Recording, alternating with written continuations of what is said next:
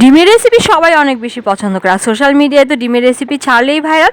ডিম তো আপনারা সবাই অনেক ধরনের খেয়েছেন, তো এইভাবে কি ডিম কেউ কখনো খেয়েছেন? এই যে আমি বাঁধাকপি, ফুলকপি, কাঁচামরিচ, তারপর পেঁয়াজের কলি, ক্যাপসিকাম, টমেটো সব কিছু দিয়ে একটু লবণ আর একটু মরিচের গুঁড়ো দিয়ে মাখিয়ে নিলাম। তারপর একটা ডিম দিয়ে দিলাম। ডিমটা দেওয়ার পর এটাকে ভালো মতো করে চামচের সাহায্যে ফেটে নেব। আর ভালো মতো ফেটে নিতে হবে। এখানে যদি আপনি ডিম এখানে ইচ্ছা করে দুটোও দিতে পারেন, আমি এখানে একটা ডিম দিচ্ছি। আমি চেয়েছি একটু সবজির পরিমাণটা বেশি থাক। তারপর আমি একটা প্যানে তেল গরম নিয়েছি। গরম করার পর তারপর আমি এই ডিমটা ছেড়ে দিলাম। ছেড়ে দেওয়ার পর এই ডিমটা সুন্দরভাবে ছড়িয়ে দিব, একটা রাউন্ড শেপ, একটা গোল একটা শেপ দিব।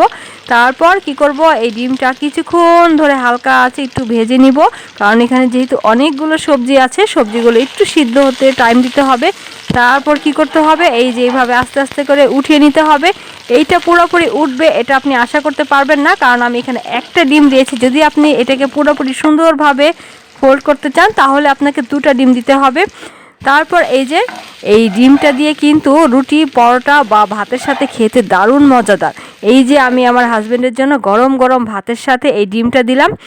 এটা দিয়ে সে খুব সুন্দরভাবে ভাত খেয়ে নেবে, সকালের নাস্তা।